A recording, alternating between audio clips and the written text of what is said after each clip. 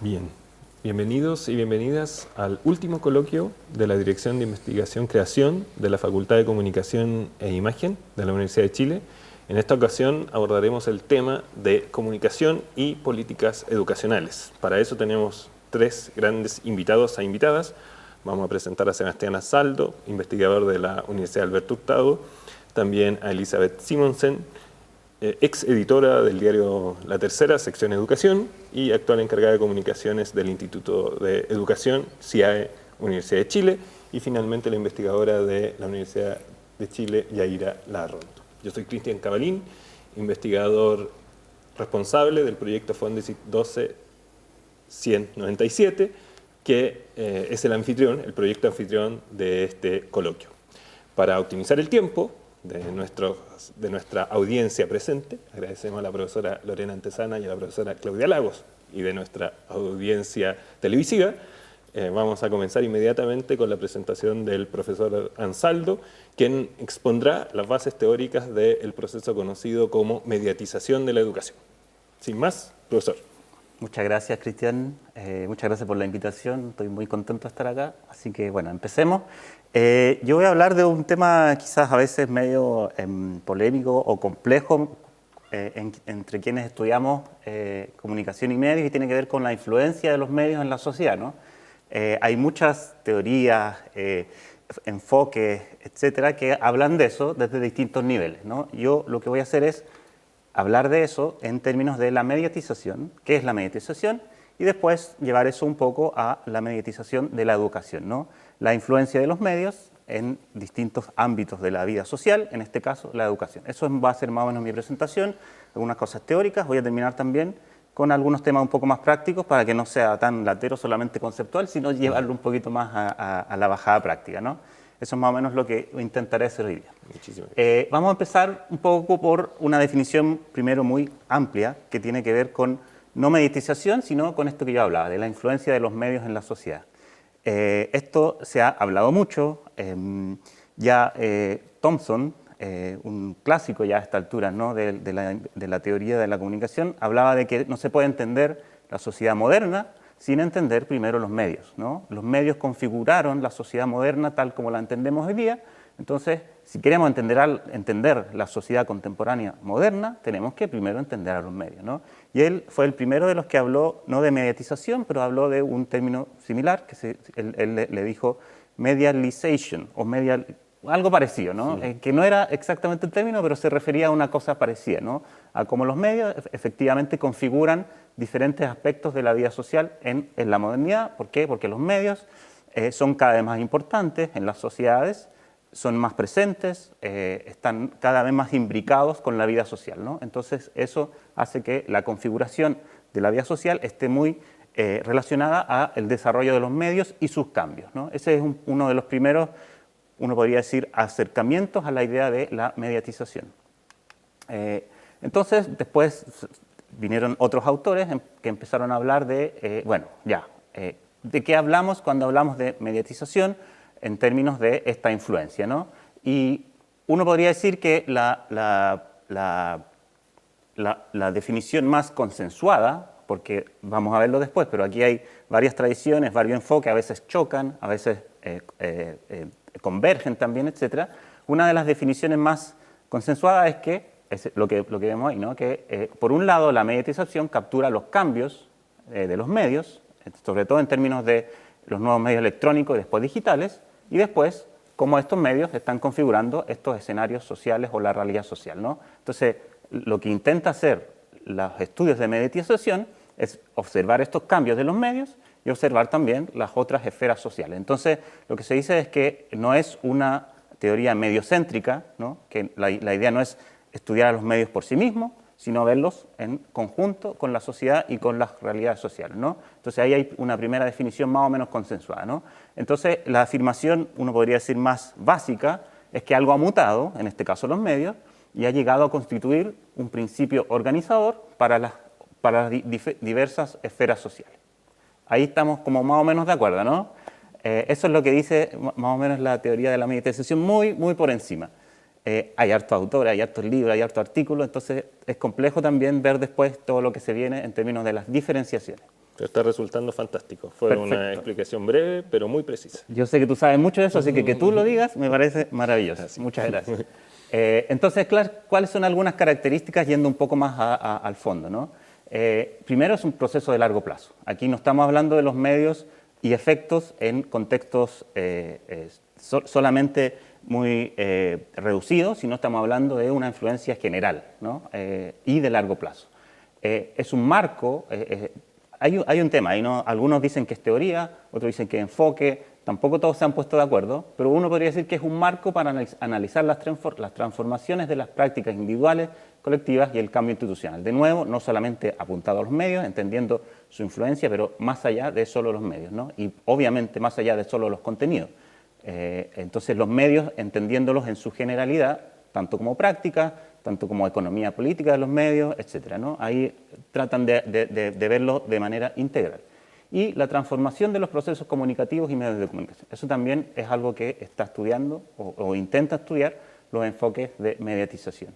Entonces, claro, la idea es comprender la realidad que actualmente está mediada, valga la redundancia, por medios y ahora cada vez más por tecnología. Y aquí de nuevo hay un tema lo vamos a ver después, de qué son los medios, ¿no? La ontología de los medios. Los medios ahora han mutado y son tecnología, entendemos las plataformas como medios, lo que está pasando ahora con la inteligencia artificial, esos son medios también. Ahí hay un tema interesante, la teoría de la mediatización y lo que viene después, lo voy a explicar, la mediatización profunda, dicen que sí, que también hay que entender estas grandes plataformas como medios, ¿ya? Entonces, bueno, eso es un poco más o menos algunas características. Entonces, aquí hay otros elementos interesantes, ¿no? Una de las primeras aproximaciones al tema de la mediatización es la lógica de los medios, ¿no? Los medios tienen ciertas lógicas que se institucionalizan y también se socializan y que después ese tipo de institucionalización llega a otras esferas de la vida social y también a otras instituciones. Entonces, por ejemplo, ahí tenemos un ejemplo muy clásico de las persecuciones, de cuando las noticias empezaron a transmitir persecuciones. Ahí había una lógica que tenía que ver con ciertas características del lenguaje audiovisual, uno podría decir del lenguaje de la televisión o del cine, que se llevaron a las noticias, ¿no? Sensacionalismo, uno podría decir, esto de que esté la cámara ahí, le ponen música, bueno, esto lo vemos todavía, ¿no? Estas gramáticas que tienen que ver con temas afectivos, ¿no? Que de alguna manera se transfieren a la lógica de las noticias. Bueno, eso uno podría decir, bueno, lógica que venía de otros lugares, llegaron a las noticias y después el proceso inverso, ¿no? La lógica de los medios en términos, por ejemplo, de eso mismo, ¿no? De espectacularización, farandulización, sensacionalismo, lo atrapan de alguna manera la esfera política porque ven que los efectos que tiene son importantes. Entonces, por ahí también pongo a Boris Johnson, ¿no? Esta idea de un poco ocupar los medios, porque sin los medios no hay política, ¿no? Y volvemos al principio. Si uno quiere entender la política de hoy día, no puede entenderla si no entiende los medios y la lógica de los medios, ¿no? De por qué los medios tienen ese tipo de gramática y esos lenguajes y cómo eso se transfieren al ámbito político, ¿no? Entonces, claro, es como bien ridículo, pero lamentablemente hoy día la política funciona así, funciona con los medios. Vamos a ver esto mismo en educación, que también es muy interesante. Pero aquí vamos viendo un poco el tema de la lógica de los medios, ¿no? Después viene otra etapa, el tema de la lógica de los medios surgió más o menos en los 70. Después vino otra etapa con autores un poco más contemporáneos y hablaban ya de un metaproceso, ya un poco menos determinista que la lógica de los medios, un poco tratando de llegar más allá. Entonces dicen que la mediatización ya no solamente es la incorporación de las lógicas, sino que se parece más a la globalización, ¿no? O a la individualización. Entonces son procesos, uno podría decir, mundiales, ¿no? Que están ocurriendo en todo el mundo y que ya no son los de las lógicas. Procesos dentro de otros procesos, por eso es la noción de metaproceso. Y multicausales, ¿no? Claro. No es solamente la causalidad de la lógica de los medios aplicada a política, sino hay otras cosas dando vuelta. Ahí para ejemplificar a la audiencia, perdona Sebastián que interrumpa, por ejemplo, la urbanización, que se entiende como un metaproceso porque modificó la dispersión territorial, ¿no? La transformación de campesinos a obreros, la explosión, por ejemplo, de las poblaciones en los años 50 con el proceso de urbanización en Chile, con los procesos productivos, la división del trabajo, es decir, pasa una cosa que lleva a otras muchas otras cosas. Y ahí es un muy buen ejemplo porque hay muchas otras esferas de la sociedad o de la política o de la economía que también interactúan en esta, uno podría decir, majamama, Claro. pero que uno no se puede olvidar de los medios tampoco, ¿no? Entonces, efectivamente, es un buen ejemplo. Entonces, ahora la idea de la mediatización es más amplia, ¿ya? No, o sea, igual se sigue entendiendo el tema de la lógica de los medios en muchos aspectos, porque efectivamente es así, eso está en discusión, pero yo creo que sí hay ciertas lógicas en los medios que se aplican en otras esferas.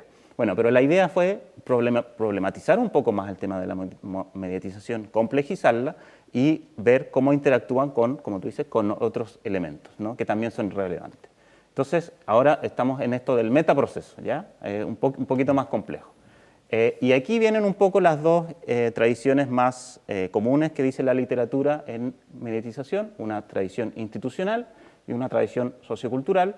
La tradición institucional, bueno, nace un poco más de los estudios de política comunicacional y estudios de periodismo, y está muy basada en el tema de la lógica de los medios que vimos antes, ¿no? Gran parte de la literatura de la tradición institucional es sobre las lógicas. Ahora ha ido mutando un poco más, también ha incorporado aspectos del metaproceso, pero en general uno podría hacer esa distinción. Y la otra tradición es sociocultural, que ahí uno podría decir que también es más parecida a lo que hablamos del metaproceso, ya no es solamente la lógica, sino que tiene que ver con la construcción social a partir de los medios, ¿no? Y una construcción social, de nuevo, donde se incorporan distintos elementos y no solamente los medios. Muy importante, esto no es mediocéntrico. Esto lo repiten siempre quienes estudian mediatización, ¿no? Los medios, sí, estamos estudiándolo, pero veamos lo que ocurre alrededor también, ¿ya? Entonces aquí tenemos dos distinciones sobre las tradiciones más teóricas, ¿no? Institucional, sociocultural. Hay otra tradición que lamentablemente es un poco olvidada, sobre todo en estudios más europeos o norteamericanos, que es una tradición latinoamericana, que es sobre todo de Eliseo Verón y también algunos de sus discípulos, uno podría decir, o discípulas. En Argentina, sobre todo, hay muchos de estos estudios de mediatización. También se cita a Martín Barbero con su estudio a veces, de los medios de la también, mediación. sí. Hay una discusión, efectivamente, si es mediatización o mediación. Algunos dicen que es muy parecido, claro, que Barbero en realidad, uno podría decir, es pionero también. Bueno, esa es otra discusión que también se da, ¿no? Porque él no habló de mediatización, habló de mediación, claro, pero que son términos que se traslapan. Claro, poco, ¿no? Pero Nick Couldry, Sonia claro, Livingston reconocen esa lo tradición efectivamente, latinoamericana. Lo usan mucho. Bueno, y Scolari también acá ocupa también mucho la tradición más semiótica, ¿no? Esta es una tradición más semiótica, más de interpretación de los sentidos, de la construcción de significado, bueno, todo lo que conlleva los temas más semióticos, ¿no? Y esa es una tradición muy interesante, como yo dije, lamentablemente a veces olvidada en las discusiones del norte global, como le dicen, anglosajonas, ¿no? Principalmente. Anglosajones, claro, exactamente. Bueno, esa otra tradición. Algunas convergencias. Últimamente hay autores que están diciendo que en realidad esto de lo institucional y lo sociocultural ya no va más. O sea, lo institucional también tiene que ver con la construcción social. Estas son distinciones analíticas que a veces hacen los autores, pero que si uno se va a las prácticas no funciona tanto, ¿no? Entonces, están tratando de superar un poco esa dicotomía y entender el proceso en su integralidad, ¿no? Y ahí yo tengo un artículo que habla un poco de esto, ¿no? De que en el fondo si uno se va al tema ontológico y epistemológico de la mediatización, uno encuentra más convergencias que divergencias. Y lo interesante es que esas convergencias tienen que ver con un modelo constructivista o construccionista de la relación que tienen los medios con la sociedad. Y ahí hay una serie de críticas que yo le hago a algunos enfoques. No lo voy a hacer ahora porque eso es un poco largo. Pero lo pueden revisar en tu artículo. Lo pueden revisar publicado en mi artículo. En una muy buena revista. International Journal of Communication. En el así que lo pueden buscar ahí. Exactamente, sí. Me costó mucho. Pero muy bien. Pero resultó. Pero sí, resultó. Exactamente. Los que quieran saber un poco más de ese tema pueden leer eso, ¿no? Entonces, ahora lo que yo decía, ¿cuál es la nueva etapa? Que tiene que ver con estos nuevos medios, nuevas tecnologías. Deep mediatization, la mediatización profunda, ¿no? Ya los medios, como está todo digitalizado y la datificación, etcétera, está todo dando vuelta en un entorno digital. Todo está convergiendo a los medios digitales, entonces eso significa que nuestra vida, que antes tenía que ver con los medios, ahora tiene que ver con algoritmos, ¿no? Con procesos de decisión algorítmica.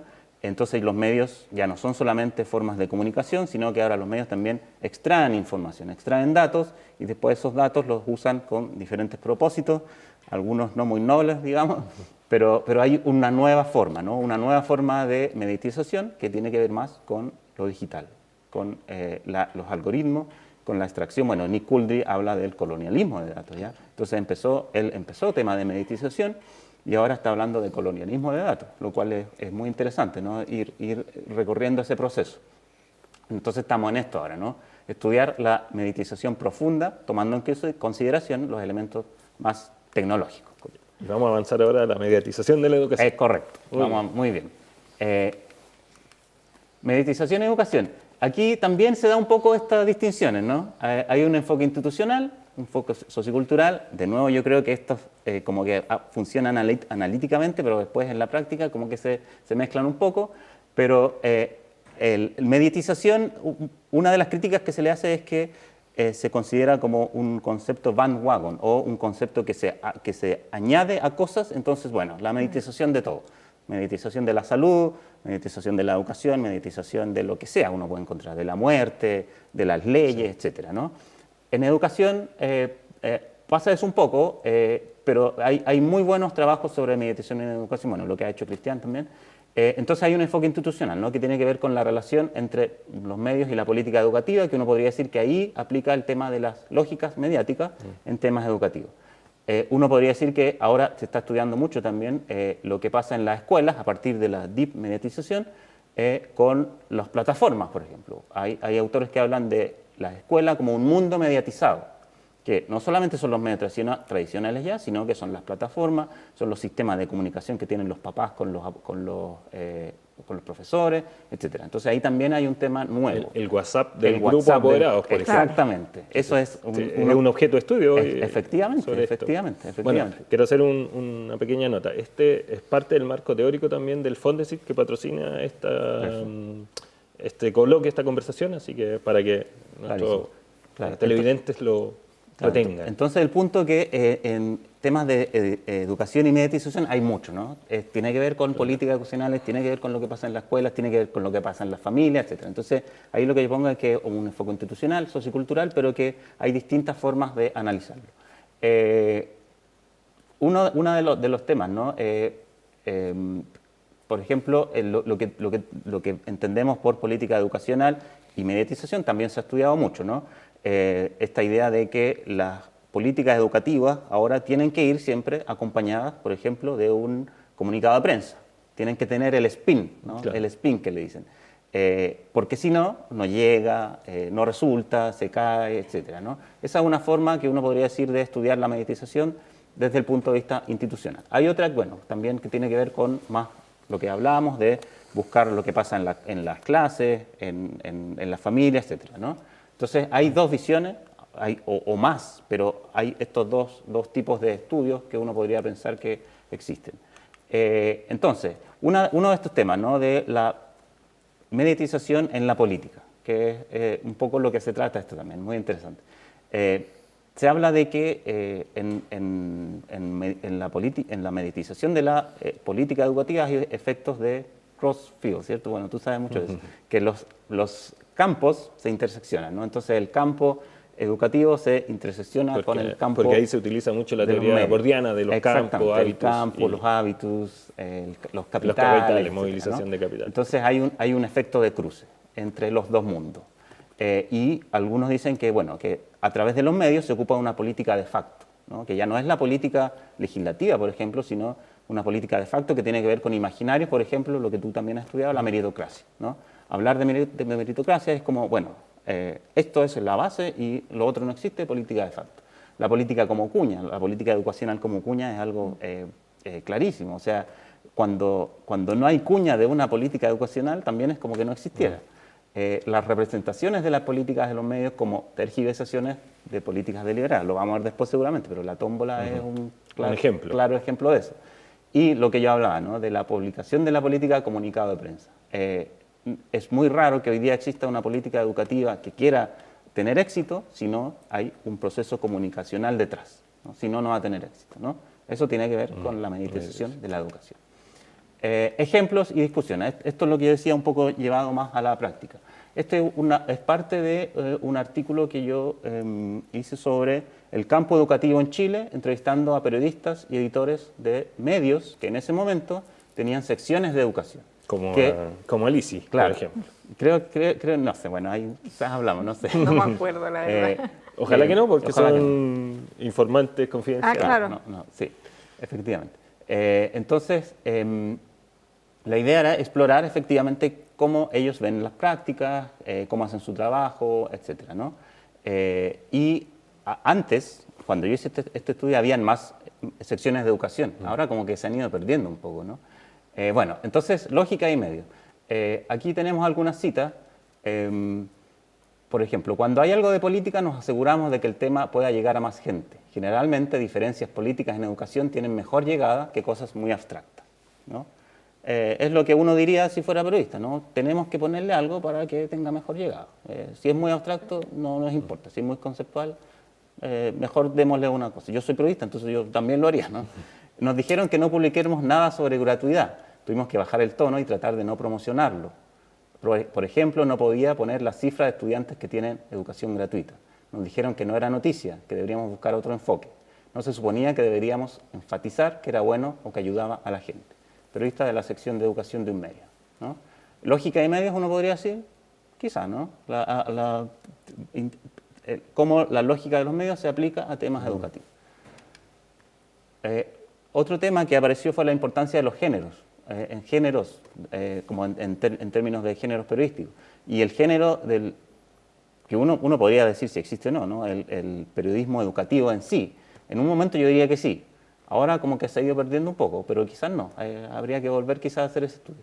Entonces había una discusión entre los periodistas que solamente estaban en la sección de educación y los periodistas que trabajaban en política, pero que a veces tenían que cubrir temas educativos, ¿no? Entonces, el periodista de sección de educación dice, los periodistas de política en general saben muy poco de la escuela, sobre todo los que están incorporados en crónica. Y por otro lado, el periodista de sección política era complicado separar temas. Yo veía temas de coyuntura y la sección de educación hacía análisis a largo plazo, algo que no fuera tanto del día. Pero no siempre resultaba la coordinación entre periodistas o entre editores, ¿no? Entonces ahí también vemos, no es automático el tema de la lógica de los medios, ¿no? Aquí vemos una diferencia interesante. Los periodistas que estaban en la sección de educación se sentían más cercanos a la escuela, ¿no? Y querían un poco llegar a la educación no por la política, sino por lo que ocurre en la escuela, los impactos positivos que tiene la educación en la escuela, etc. Los de política era un poco más distinto. Entonces, ahí vemos una distinción interesante, ¿no? Que ya no es la aplicación automática de las lógicas, sino que hay matices. Y el último, que tenía que ver con los rankings, la estandarización y la metrificación, y es interesante porque el Jarvar habla de que uno podría decir de la meditización de la educación a la educacionalización de los medios. ¿Y por qué lo pongo? Porque esta es una cita de alguien que me dice, en el momento en que empezamos con los rankings fue una necesidad. Hubo un momento en que varios medios empezaron a poner rankings, ¿no? De los mejores escuelas, los mejores colegios, las mejores universidades, etc. Una necesidad de que las instituciones rindieran cuenta y la gente supiera qué pasaba en el mercado. Suplir la falta de información. Con el tiempo me fui dando cuenta de que el tema se usó tanto que al final los colegios terminaron haciendo sus cosas en virtud de cómo salían en los rankings. Fue peor. Le hicimos un flaco favor a los colegios porque les importaban los rankings, PSU y CIMSE. Fue contraproducente para que todos los alumnos salieran adelante y no solo algunos. Los medios ejercieron una influencia negativa en el sistema escolar, ¿no? Entonces, aquí es interesante, podemos hablar de educacionalización de los medios, de que la lógica de la educación también se traspasó a los medios, porque aquí no fue automático ni casual, ¿no? Desde las universidades, expertos, educativos dijeron, los rankings parece que no son tan buenos. Y de alguna manera este periodista toma eso y dice, parece que no era tan bueno, haciendo eco de lo que decían los expertos en educación. De la campaña, por ejemplo, Alto al CIMSE, exactamente, que fue muy por exitosa ejemplo, en instalarse en los medios. Entonces, de nuevo, lo de las lógicas de los medios parece que no es automático, sino que también hay agencia en los periodistas. Hay formas de resistir ciertas cosas, ¿no? Y eso también me parece interesante. Solo terminar con estas cosas que se vienen, ¿no? Para que lo vayamos discutiendo, porque esto es lo que está pasando ahora mismo, ¿no? Los SLEP, el problema con los SLEP, con el sistema de selección, etcétera. Sí, claro, sí, si alguien que nos está viendo no conoce muy bien esto, la discusión presupuestaria terminó con un acuerdo entre la oposición y el gobierno, y donde el gobierno se compromete a revisar el sistema de admisión escolar y también los SLEP, el traspaso de los municipios a los servicios locales de educación pública. Entonces vamos a hablar de aquello. Muchas gracias, Sebastián, por esta brillante presentación teórica. Nos dejó todo el marco claro, porque se trata de un coloquio, pero de un coloquio académico, por lo tanto creo que es muy pertinente saber cuáles son las coordenadas teóricas en las cuales nos movemos, los conceptos, los autores que se están discutiendo hoy en el campo. Así que muchas gracias por esa actualización teórica que nos has entregado, y tu última parte de la presentación nos da el pase perfecto a nuestra segunda invitada, Elizabeth Simonsen, o Lisi, ya que... Elizabeth, ok, Elizabeth, y quien fue editora de educación durante varios años del diario La Tercera, y actualmente es la encargada de comunicaciones del Instituto de Educación y del Centro de Investigación Avanzada en Educación de la Universidad de Chile, CIAE, y quien nos va a compartir primero su experiencia. Quiero saber, y bueno, también es periodista y magíster en comunicación política de la Universidad de Chile, así que realizó su tesis de magíster también en temas asociados a la mediatización de la educación, específicamente sobre el SAE. Quiero preguntarte sobre reacciones iniciales a la presentación de Sebastián, sobre todo a estas últimas citas sobre la cobertura periodística en educación sobre educación en un medio, como La Tercera. Bueno, gracias por la invitación, gracias Cristian, gracias a Yajira y a Sebastián por estar acá también, y a quienes van a ver este conversatorio a través del canal de YouTube de la facultad. Interesante lo que planteas, porque varias de las cosas que tú contabas ahí efectivamente se ven en el ejercicio diario del periodismo, sobre todo antes, cuando estaban estas secciones de educación, que han ido también desapareciendo en el tiempo, y yo creo que también este es un fenómeno que obedece a lo que decías tú de la mediatización de la educación, porque en algún minuto estas secciones se crearon cuando la educación estaba en la primera línea de las demandas ciudadanas, y había marchas, había movimientos estudiantiles, y en todas las encuestas de opinión pública, una de las primeras demandas de las familias y de las personas de la calle, digamos, era el tema de la calidad y de la equidad en la educación. Educación pública, gratuidad, y entonces como en el fondo los medios también responden a esta demanda de la sociedad en su conjunto. Después, cuando de alguna manera yo veo que el país se embarca en esta reforma y la educación empieza a entrar en un contenido ya como como diría yo, como no estar en la primera línea, sino que más en cuanto a cierto consenso. Sabemos que hoy día hay temas ideológicos que están siendo debatidos todavía, como el propio SAE, la educación municipal, la educación pública, etcétera, pero cuando ya empieza a salir de las primeras demandas ciudadanas, de la conversación diaria, digamos, es cuando los medios empiezan a ver que efectivamente hay otros temas prioritarios como, bueno, hoy día delincuencia, inmigración, etcétera, y la cobertura hacia la educación va reduciéndose a tal punto que La Tercera cierra su sección. El Mercurio todavía la mantiene, pero La Tercera era un elemento importante en esta discusión, sobre todo porque tiene un público un poco más amplio que el Mercurio, que es más de nicho. Dicho eso, yo creo que, por ejemplo, lo que tú mencionabas de los rankings, ahí yo veo que ahí hay más que una reacción de los medios, es decir, los rankings son malos. Hubo una medida súper fuerte, por ejemplo, del DEMRE, de no pasar los resultados. Sin esa medida, los medios habrían seguido haciendo ranking. En algún minuto los intentaron hacer, digamos, el Mercurio se los consiguió, con una universidad que se los pasó, los publicó igual, y hubo como una especie de acuerdo entre los expertos de decir que esto no era bueno, y ahí como que los medios retrocedieron un poco, pero me parece que no hubo tanto una un análisis de los medios de que esto no era bueno, sino que respondieron a una presión. Ahora, efectivamente, la agenda de los medios se construye, claro, en esa época, en la época cuando yo estaba en el diario, a partir de múltiples agendas que están presionando por salir, ¿cierto? Y de múltiples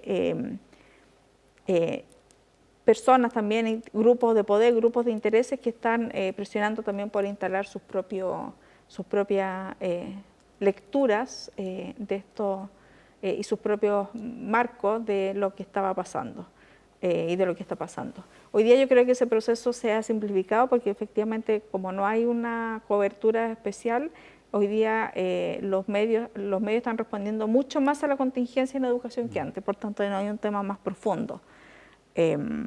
Hay un hito ahí en el proceso de mediatización de la educación que tiene que ver con la revolución pingüina, con la revolución de los pingüinos, que tú también estudiaste ahí, porque ahí es donde se originan varias secciones. Ahí es donde precisamente se originan las secciones de educación de La Tercera y del Mercurio. Claro. ¿Y cuál crees tú que fue, bueno, aparte del hecho evidente de la manifestación estudiantil, que fue masiva, pero no fue tan intensa ni con tanta duración como el 2011, pero sí fue una antesala del 2011 bastante relevante?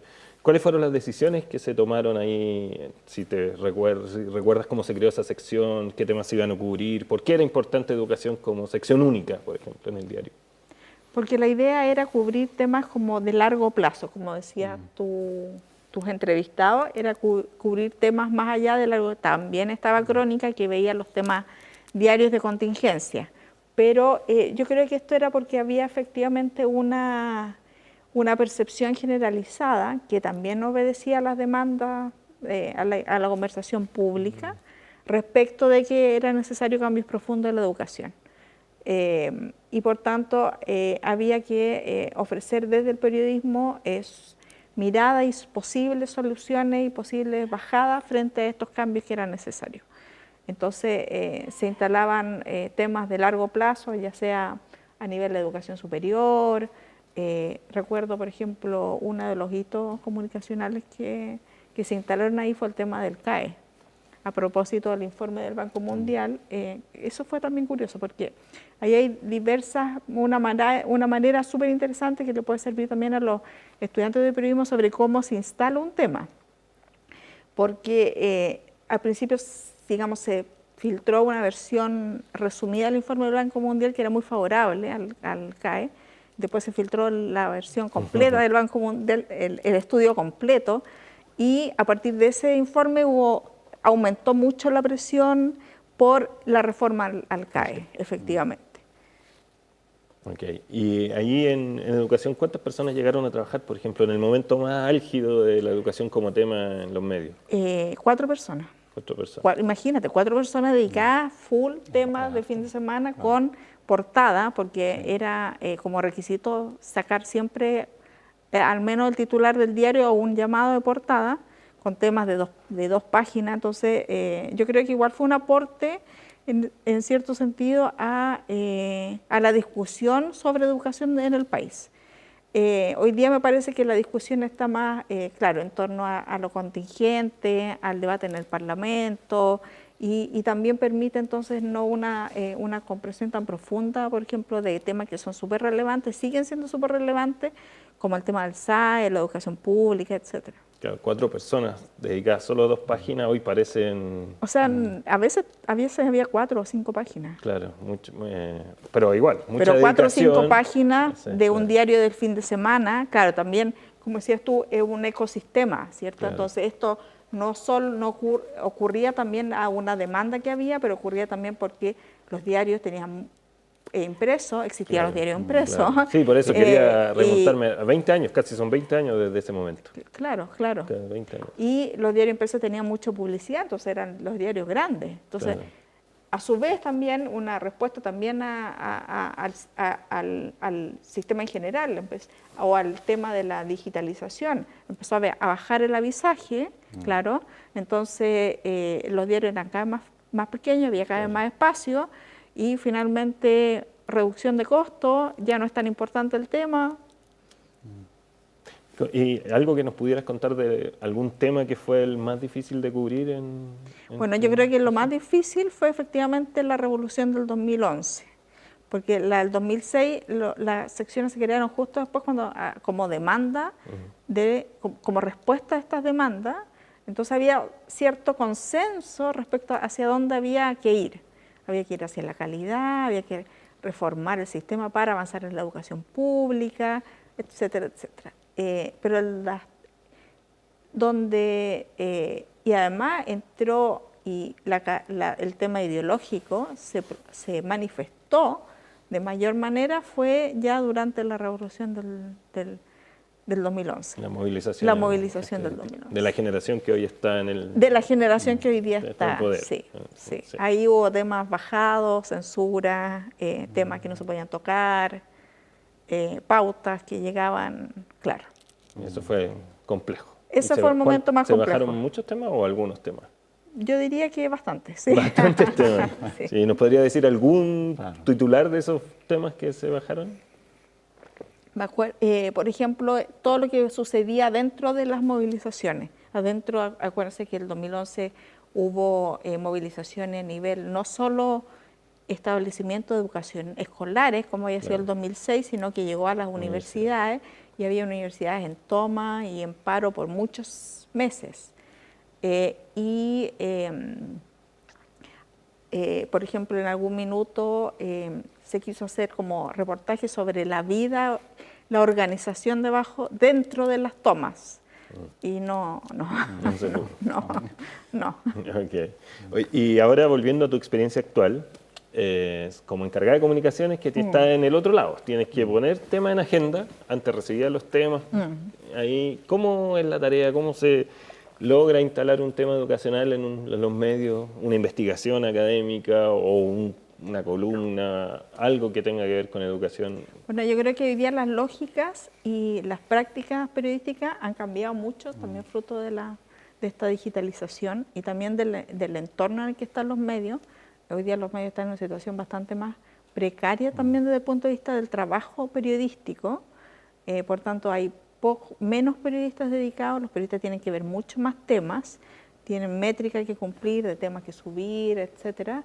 Tienen que responder mucho más rápido también porque la lógica de las redes sociales ha inundado y ha invadido la práctica periodística, en el sentido que el periodista tiene que subir la nota y ponerla en redes sociales para que se vea, ¿cierto?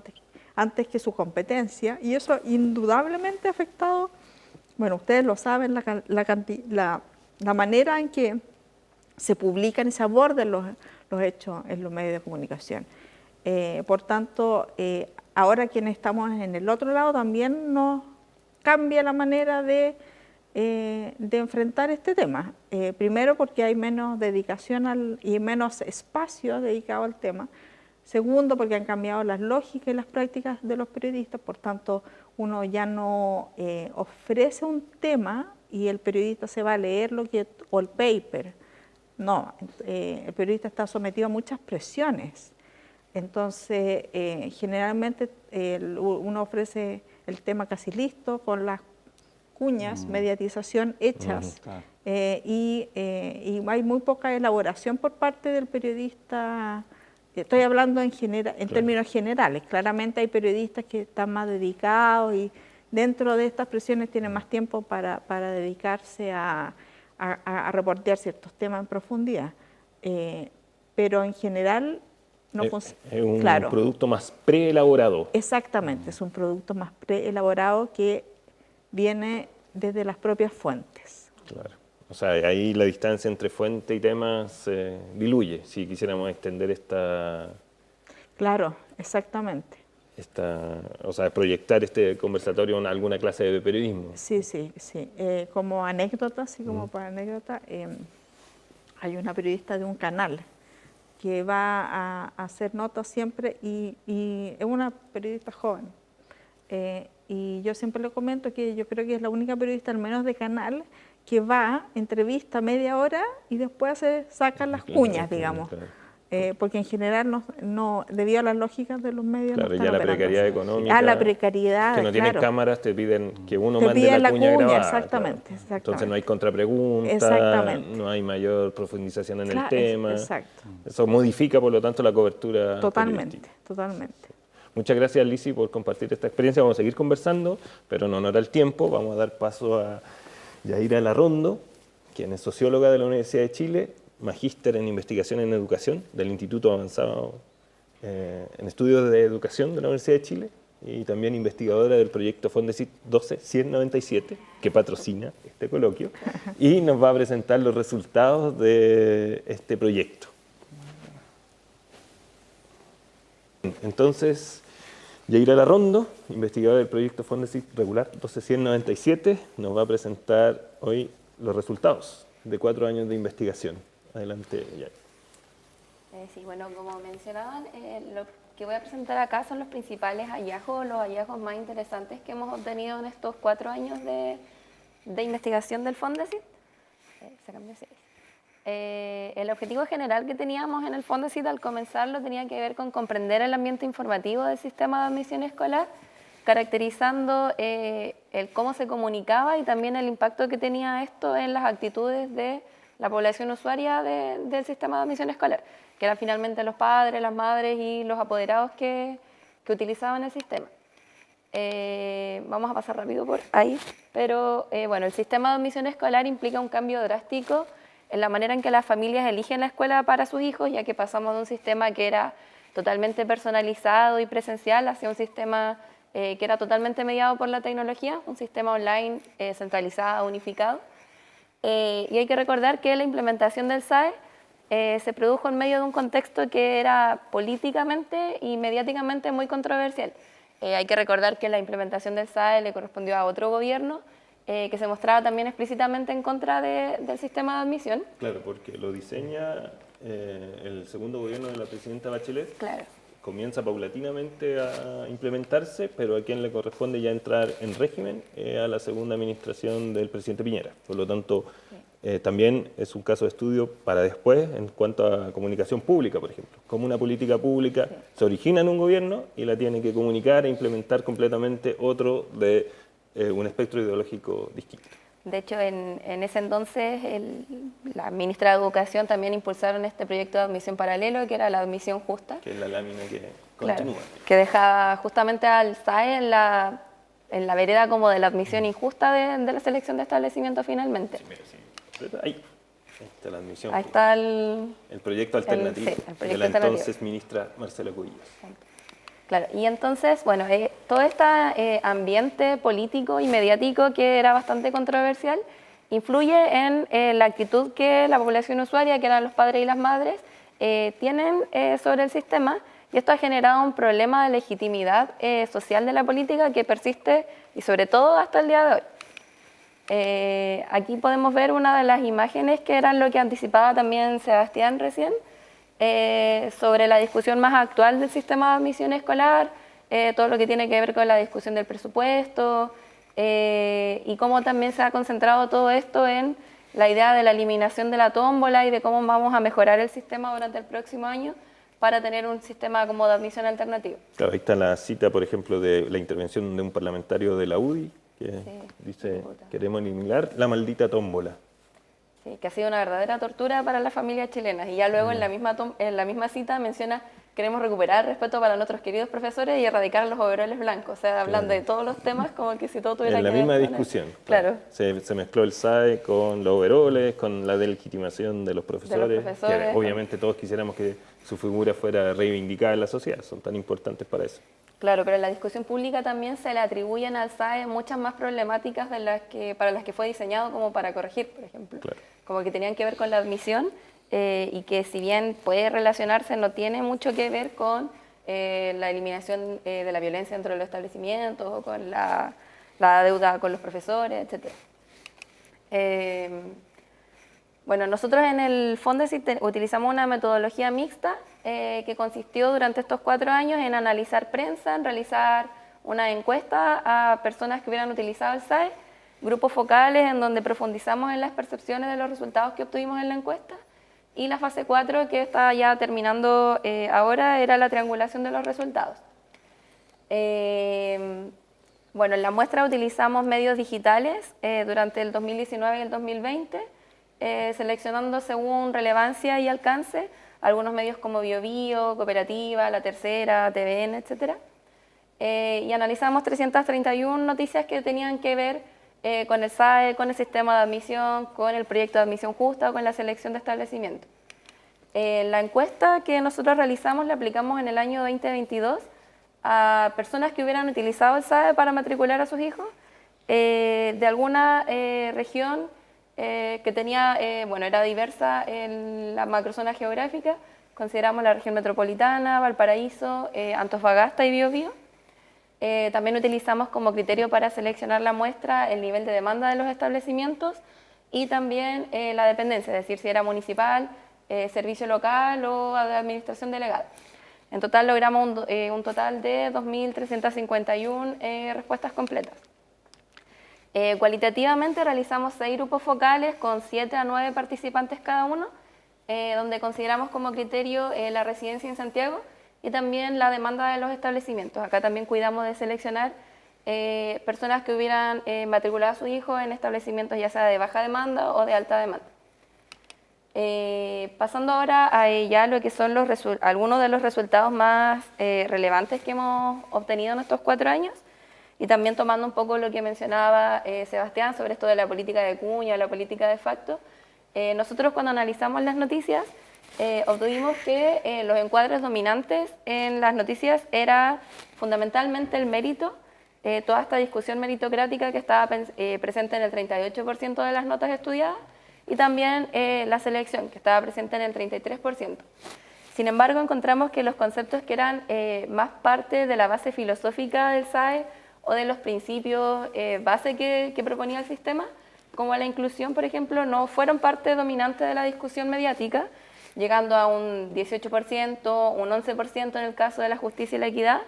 Incluso lo que es un poco más llamativo es que conceptos como la diversidad, que también eran parte de la discusión sobre el sistema de admisión escolar, aparecían mencionadas solo en un 1% de todas las noticias que nosotros revisamos.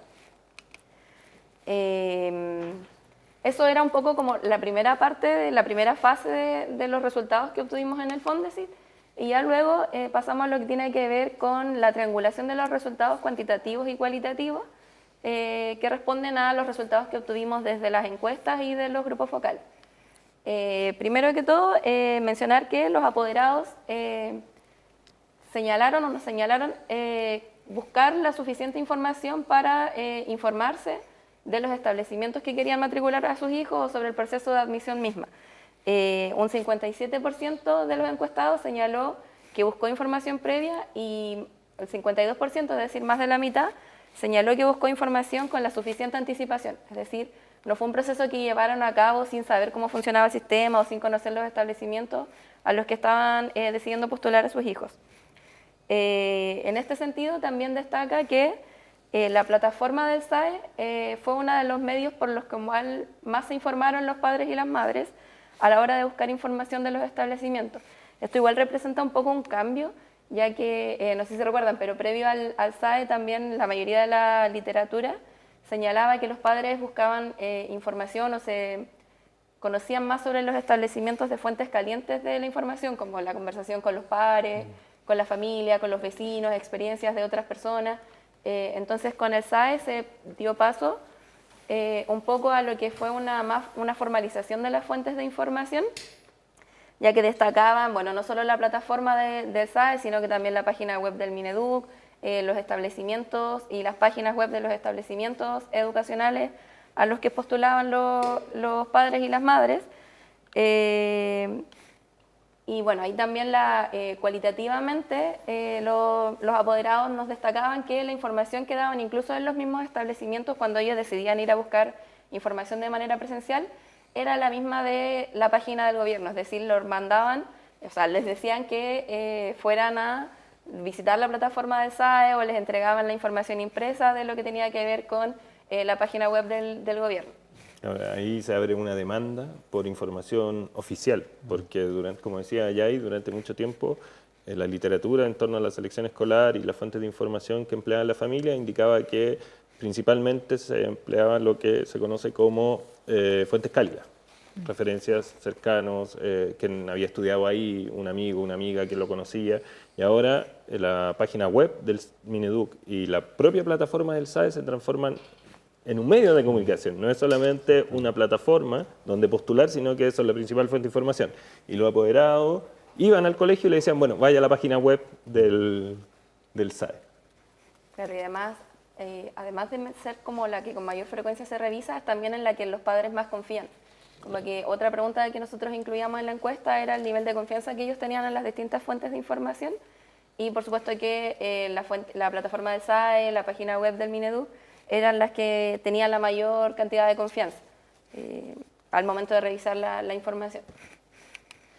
Bueno, ahora bien, si bien con el SAE se formalizan un poco las fuentes de información, como mencionábamos, y la gran mayoría de ellos de los padres, las madres y los apoderados buscan información en estas fuentes oficiales, un alto porcentaje de ellos, alrededor de un 65%, está de acuerdo con que les hubiera sido útil que una persona les hubiera explicado el funcionamiento del SAE o les hubiera explicado un poco más cómo meterse a la plataforma, cómo navegar en ella, cómo postular a los establecimientos de su preferencia.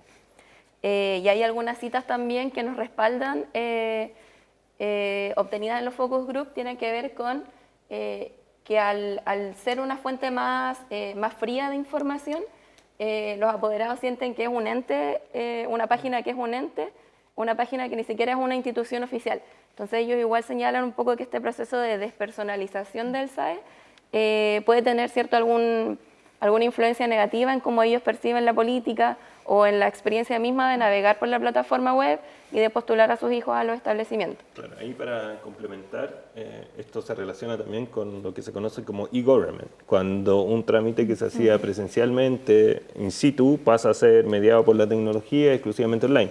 Muchos de esos trámites para nosotros resultan fantásticos, no tener que ir más a hacer una fila larga o esperar la atención, no siempre cortés para algún trámite.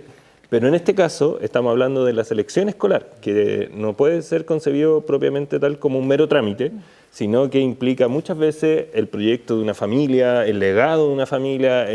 La selección de una escuela es fundamental para muchas familias y principalmente para las madres, porque quiero hacer esa acotación, el 80% de las decisiones educacionales las adoptan mujeres, y las mayores participantes de nuestros estudios terminaron siendo mujeres. Quienes respondieron la encuesta completa, mujeres. Quienes fueron a los focus group, ahí mujeres. Solamente hubo un hombre que participó, un papá, que participó como apoderado. Por lo tanto, la gran mayoría de estas respuestas también está ahí con la presencia de las mujeres. Y quería reivindicar aquello porque no son cualquier participante, sino especialmente mujeres. Bueno, ahora para continuar, nosotros realizamos distintos análisis, ya sea cuantitativos o cualitativos, para ir comprobando también estas hipótesis que teníamos de cómo esta sensación de despersonalización de la información o el hecho de recibir mucha información que a veces resultaba ser confusa para las familias, influía en que ellas tuvieran una actitud un poco más negativa frente al SAE. Para eso, bueno, lo que se puede ver en la diapositiva, estimamos la relación entre las sensaciones que las familias o que los apoderados tuvieron durante el proceso de búsqueda de información y las actitudes que ellos manifestaron frente al SAE. Esto lo medimos con dos modelos de regresión logística ordinal. Primero, como variable dependiente, consideramos que el sistema les permitía elegir el establecimiento que querían para sus hijos, entendiendo que todo el tema de la elección y de la libertad de elección era uno de los principales temas de la discusión política. Y el segundo era con que consideraban si consideraban o no que el SAE era un avance positivo para el sistema educativo del país. Acá nosotros consideramos distintas variables socioeconómicas y para caracterizar un poco como variables de control que tenían que ver con el sexo, con la edad, con la dependencia de los establecimientos a los que postularon, pero centrándonos específicamente en la variable de sensaciones, que es la que consideramos si es que la información hacía que las personas se sintieran confundidas o sobrepasadas, obtuvimos los siguientes resultados. ¿Me pasé? Sí. Ahí. que quienes se sintieron con mayor frecuencia confundidas o sobrepasadas con la información opinaban en menor medida que el SAE les permitía elegir el establecimiento que quieren para sus hijos, y que quienes se sintieron con mayor frecuencia confundidos o sobrepasados con la información consideran con mayor probabilidad que el SAE no es un avance positivo para el país. Mientras más confuso sea el proceso, mientras más opaco sea, mientras menos información sea, peor actitud hay hacia esta política pública. Y esa es una recomendación para la comunicación de las políticas públicas. Es decir, al generar emociones negativas en la población, va a obtener un juicio negativo, porque independiente, y esto es independiente si el hijo o hija fue aceptado en uno de sus primera preferencia, la manera en que se comunicaba el SAE o que se informaba a la familia impactaba en la actitud frente a la política pública, que afecta la legitimidad y la aceptación de la política. Claro, y de hecho ahí lo importante también de recalcar es que no es solo la cantidad de información, porque pueden que hayan recibido la suficiente información o incluso más información de la necesaria, sino que era la claridad que ésta tenía o el cómo ellos podían comprender la información que la plataforma web estaba ofreciendo, que la página web del Mineduc también les ofrecía. Entonces, si bien podría estar mediada por la cantidad de información, también era el cómo ellos percibían y cómo ellos se sentían durante el proceso de informarse de los establecimientos o del sistema de admisión en sí. Y acá algunas de las frases que destacamos de los focus group que tienen que ver también con este tema. Por ejemplo, algunos apoderados señalaban que deberían hacer un curso a las personas para poder explicarles el funcionamiento del sistema finalmente, y que el sistema en sí no era tan malo, el tema es la información, para que los papás sepan. Yo creo que esa frase es bastante gráfica de todo lo que tiene, de todo lo que representa este proyecto en realidad, de cómo la información puede mediar las actitudes de los padres y la recepción de una política pública. Y otra que tiene que ver con dar mejor la información, investigar y hacer un curso o algo. Entonces nuevamente volvemos al tema de la despersonalización, de cómo puede ser la información no solo debe ser más clara, sino que también facilitada por una persona para que los padres y las madres puedan comprender mejor el funcionamiento de este sistema. Claro, hay que decir también ahí que ha sido un ambiente informativo contaminado por desinformación sobre el SAE. Entonces, que es una tómbola, que usted no puede realmente elegir. Entonces, todas estas actitudes también están mediadas en ese ambiente, por ese ambiente simbólico. Por lo tanto, hay que considerar que efectivamente hay un déficit comunicacional, que es una de las conclusiones que vamos a presentar más adelante, pero también que hay un contexto mediático, comunicacional en torno a SAE hostil. Por lo tanto, las familias cuando se enfrentan a esto lo perciben más lejano o asumen críticas. Por ejemplo, acá que dice hacer un curso, está asociado a la alfabetización digital. Por ejemplo, la página web está abierta todo un mes y no es necesario postular el primer día. La gran mayoría de las personas hasta hace muy poco que hacían, postulaban el primer día. ¿Y qué pasaba con la página web? Se caía. Entonces, como se caía la página web, porque estaban todos postulando, bajo la creencia de que postular antes te iba a asegurar el colegio, cosa que no es, se produce esta todavía, y ya estamos en 5 años de implementación del sistema en total. Por lo tanto, en 5 años no se ha logrado todavía generar esta comprensión o apropiación del sistema propiamente tal, que es lo que queremos estudiar en un siguiente Fondesit, por cierto. Para continuar, también nosotros construimos cuantitativamente, aplicamos un modelo de análisis de clase latente para conocer en mayor detalle cómo eran las actitudes que las familias o los apoderados manifestaban frente al SAE. Eso está en un artículo que recientemente publicamos, sí. Que era mi tesis de magíster. Sí, lo dejamos ahí como... Sí, para que lo revisen. Para que lo revisen, para su cita en nuestro sueldo. Sí. Y ahí consideramos 5 variables que eran las distintas aseveraciones sobre el SAE. Si es que el SAE permitía elegir el establecimiento para los hijos, si es que el SAE no era un avance positivo, si es que consideraba o no el mérito en la selección de los establecimientos, si es que el SAE era una tómbola y si es que el SAE permitía reducir las desventajas sociales. Claro, en este caso hay que explicar a nuestros televidentes que están viendo la imagen que mientras más negrito hay una mayor la probabilidad de estar en esa clase. Entonces, ahí nosotros encontramos 3 clases, que fue el modelo que mejor ajustó, que era una clase, yo creo que lo más básico es la clase positiva, la clase neutra y una clase negativa.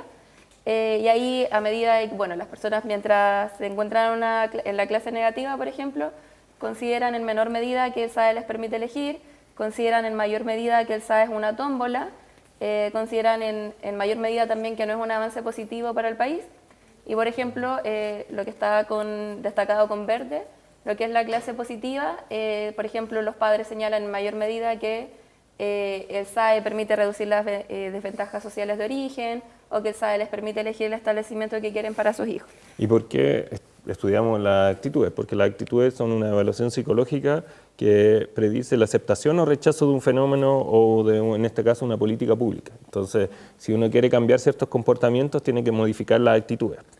Y en ese sentido, generar actitudes positivas favorece los cambios. Por ejemplo, si uno quiere dejar de fumar, tiene que producir primero una actitud positiva para dejar de fumar y negativa hacia el cigarro. Si no genera esa evaluación psicológica en su mente, su comportamiento no va a ser consistente. Por lo tanto, si nosotros decimos que esta es una política educacional orientada hacia la mayor justicia educacional para reducir la segregación de nuestro sistema, quisiéramos que tenga una mayor aceptación social, porque si no tiene aceptación social puede venir un gobierno que no cree en ella, y como está pasando actualmente en la discusión parlamentaria, y simplemente suprimir una política pública. Y se entiende que hay un consenso social de que las políticas educacionales deberían ser políticas de Estado y no políticas de gobierno, porque modificar permanentemente el sistema educacional genera problemas para la generación que está cursando los estudios y para las generaciones que vienen posteriormente. Por lo tanto, si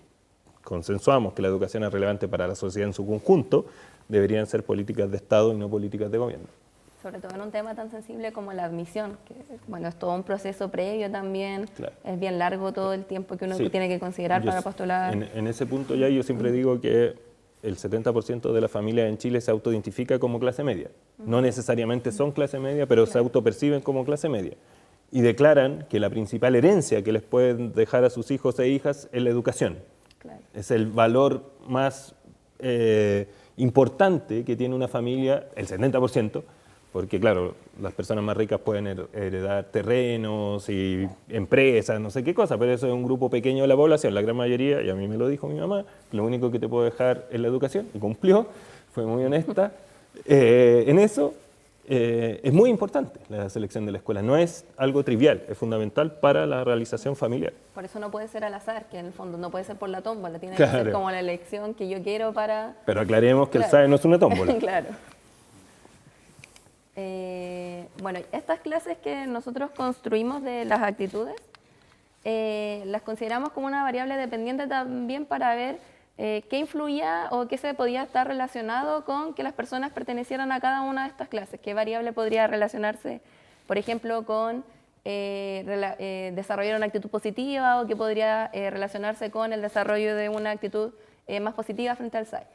Acá nosotros consideramos nuevamente algunas variables de control, como era el grupo socioeconómico, el lugar de residencia, pero también consideramos, que es lo más importante en este caso, variables que tienen que ver con la cantidad de información, con la anticipación con la que se buscó información, y también añadimos acá una que tiene que ver con el tipo de la fuente de información que se utilizó, es decir, si eran fuentes oficiales, como la plataforma del SAE o la página web del gobierno, o si tienen que consumir una información fundamentalmente de fuentes no oficiales de información, como los amigos, los vecinos, las redes sociales, etc.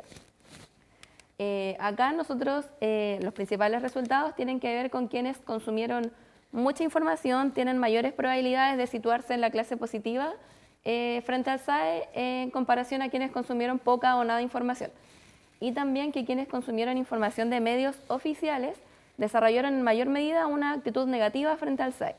Aquí, cuando yo estaba realizando este modelo, tiré muchas veces el modelo porque sentía que era un resultado como contradictorio con la mayor cantidad de la literatura. Es decir, si yo consumo información de fuentes oficiales que me están entregando el correcto funcionamiento del SAE y me están dando como el conocimiento de sus bases filosóficas, de sus principios, deberían desarrollar una actitud más positiva frente al SAE.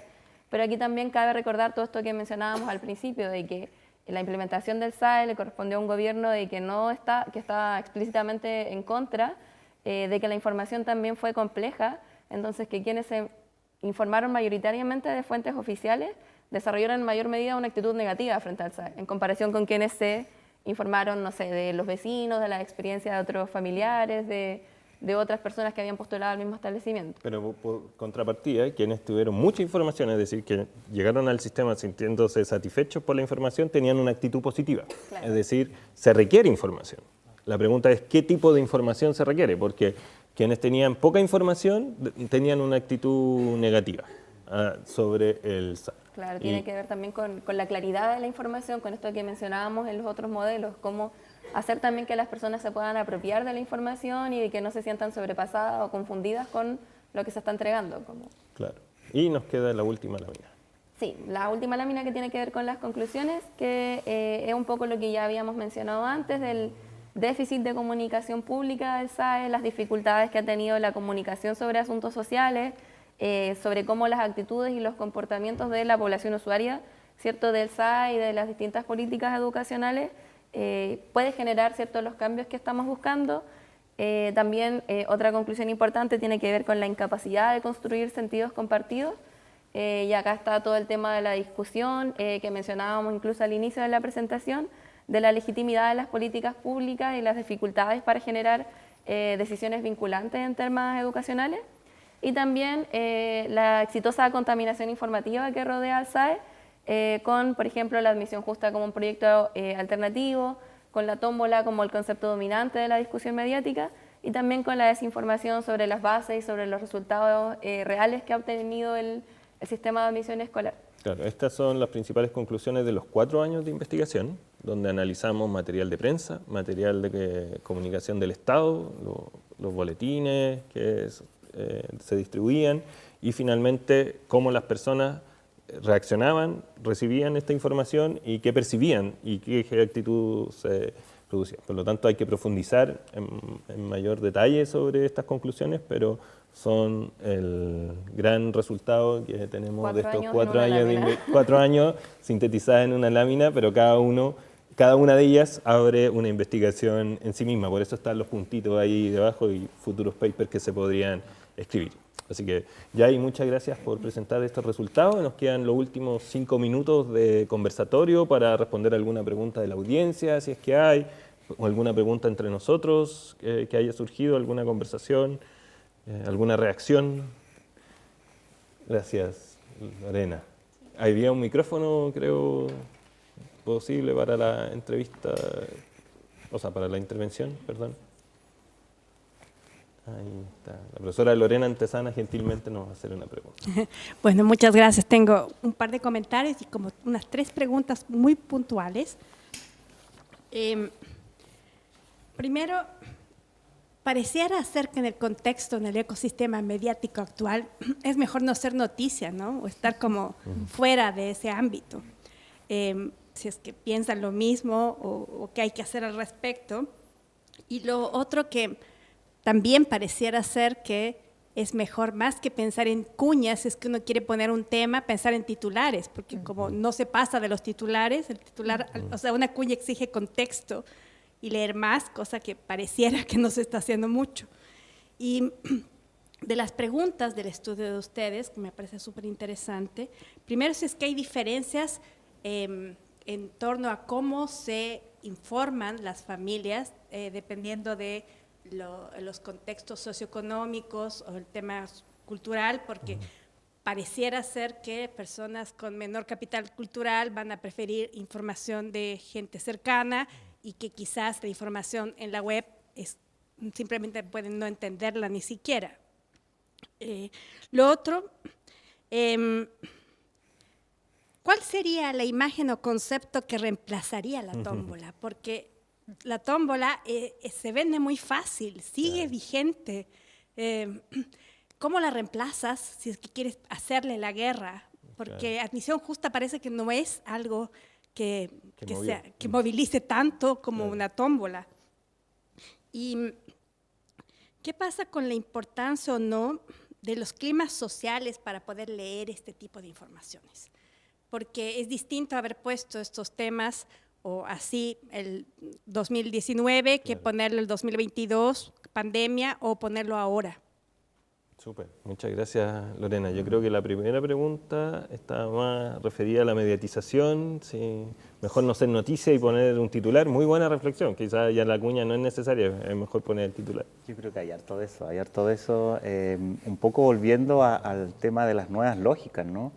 Y también lo decía Elizabeth, ahora la gente, por su relación que tiene con los medios, las noticias te llegan, no sé, por Instagram, por TikTok, y son titulares.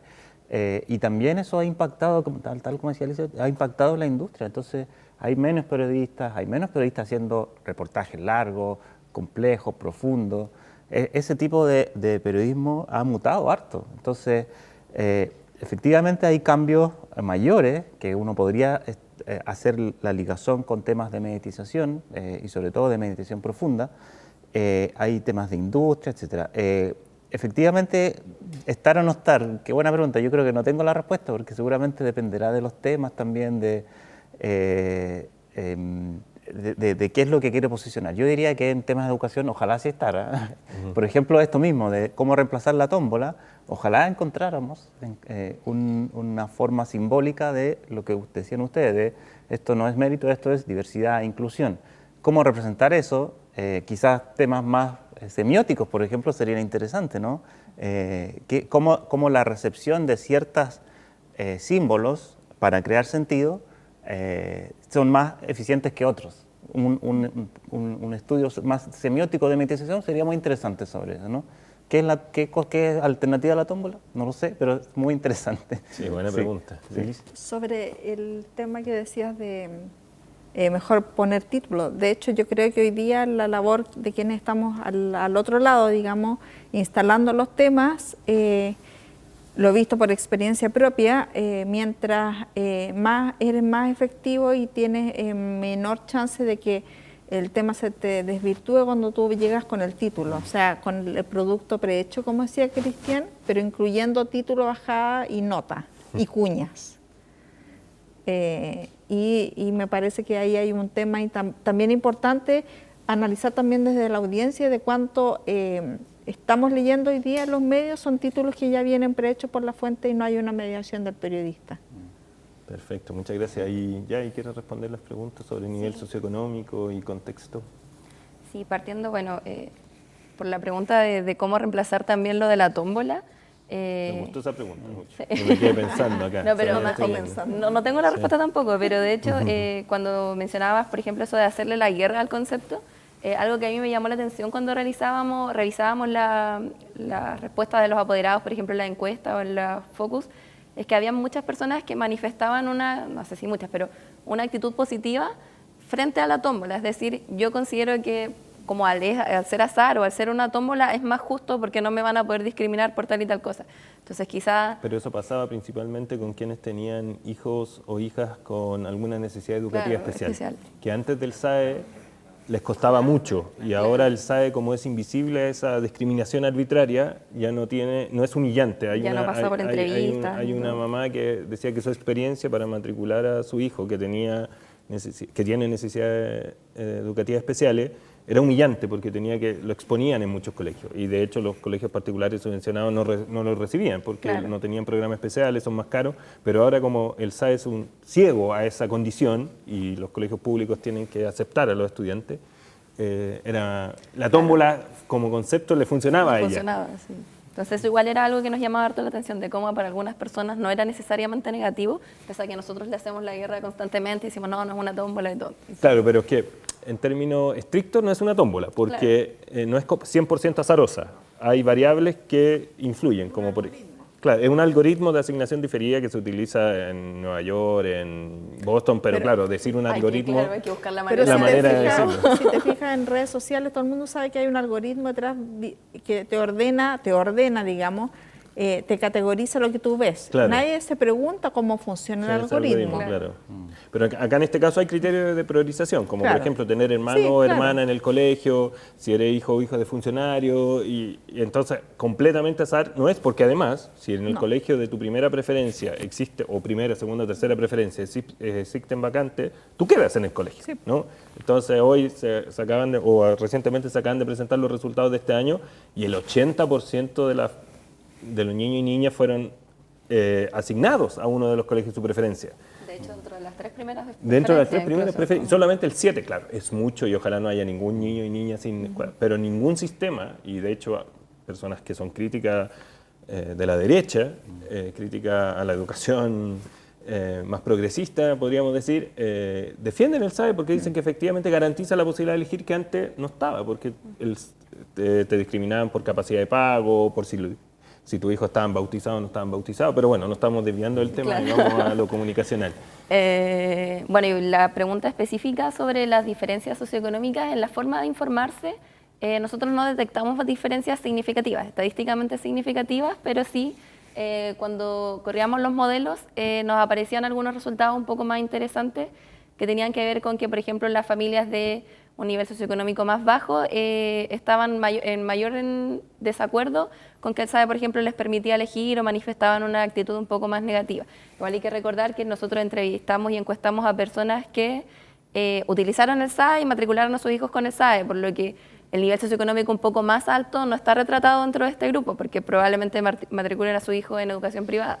Entonces ahí existe esa, bueno, con esa limitación, no encontrábamos grandes diferencias en la forma de informarse. Las fuentes sí se formalizaron en la mayoría de los niveles socioeconómicos, fue un fenómeno transversal, pero sí existen algunas diferencias socioeconómicas según la actitud que se va manifestando frente al SAE. Y ahí nosotros, por ejemplo, dábamos la discusión de que quizás las personas que eran de una clase socioeconómica más baja o en la clase media, veían en la educación este vehículo para poder ascender socialmente. Entonces, al no poder elegirlo, al ellos pensar que era por el azar o que era una tómbola, manifestaban un poco una actitud un poco más negativa que las personas que probablemente estaban en el grupo socioeconómico más alto de nuestra encuesta. Bueno, y la literatura en selección escolar, no necesariamente en comunicación, pero en selección escolar muestra que las familias de clase media son las que más optimizan sus posibilidades de selección de escuela. Y lo que han dado los primeros estudios sobre el SAE como resultado es que las familias más pobres y de menor nivel socioeconómico todavía no son capaces de optimizar su opción. Siguen eligiendo la misma escuela que podrían elegir sin SAE, cuando podrían optar a una escuela de mayor nivel y calidad educativa, porque pareciera ser que la barrera sociocultural, como tú decías, el imaginario, es más poderoso que el sistema de selección. Igual yo no voy a quedar, pese a que ahora no hay ninguna barrera de entrada, no hay exámenes, no hay copago, no postulan. Y al no postular, no son admitidos. También tiene que ver con la ubicación geográfica. Por ejemplo, dentro de las principales razones para elegir una escuela, que eso es más educacional que comunicacional, por eso no lo mencionamos, pero estaba el tema de la seguridad. Seguridad entendida como convivencia al interior del colegio, pero seguridad entendida como el entorno. Entonces, cuando le pregunta qué entiende por seguridad, no, que a mi hijo no le hagan bullying, que a mi hijo no le peguen, pero tampoco que lo asalten en la salida del colegio. Y lamentablemente la segregación territorial está muy marcada en Chile, los colegios priman aquello. Entonces, son variables que escapan a nuestro estudio y los imaginarios sí son súper importantes para entenderlo. Yo creo que tendríamos resultados distintos ahora, porque ya se ha instalado una crítica persistente sobre la noción de mérito, como que se perdió el mérito, y en eso hay que reconocer, fue súper exitoso la ex ministra Cubillo en instalar que este sistema no reconocía el mérito y que ahora el esfuerzo no vale, ¿no? Entonces, yo creo que sí, y porque las encuestas de opinión en otros temas también muestran una inclinación más individualista, más tendiente al sujeto, a prevalecer el sujeto por sobre lo colectivo. Y yo creo que sí influye evidentemente el imaginario en torno a las políticas públicas. Por eso queremos estudiar el SAE en el siguiente Fondes, ojalá se apruebe. Si no, el próximo año. Y para reemplazar la tómbola, es una excelente pregunta, no la había imaginado. Creo que es un diseño comunicacional que habría que hacer, como imaginario y como posibilidad de un nuevo frame. Pero no tenemos la respuesta, pero sí tenemos la pregunta. Muchas gracias por hacerla, Lori.